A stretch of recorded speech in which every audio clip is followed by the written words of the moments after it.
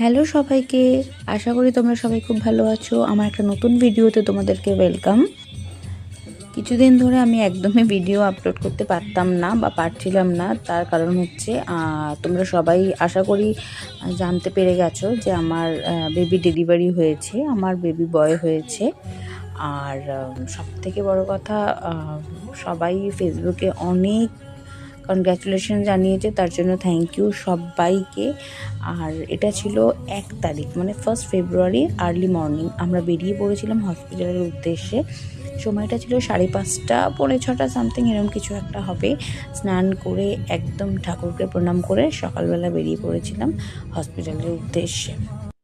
সাথে ছিল মা, শাশুড়ি, হাজব্যান্ড। আমরা মোটামুটি পৌঁছেই গেছিলাম।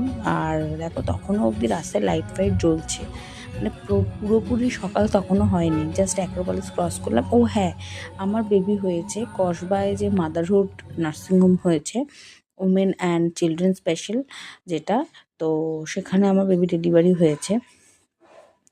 তো ডেলিভারির পরের সেই দিনের ক্লিপ তো নেওয়া পসিবলই ছিল না, বিকজ অবভিয়াসলি আমি তখন ভিডিও করার পরিস্থিতিতে ছিলাম না। তো দেখো, এখানে আমরা মোটামুটি হসপিটালের কাছাকাছি পৌঁছেই গেছিলাম।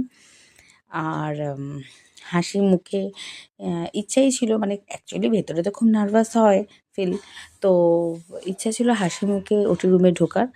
তো আমাকে ওরা ওখানটায় রেডি করছিল, আমি রেডি হয়ে গেছিলাম ওটিতে ঢুকবো বলে। তো ওটিতে আমার হাজব্যান্ডও ঢুকেছিল, যাই হোক।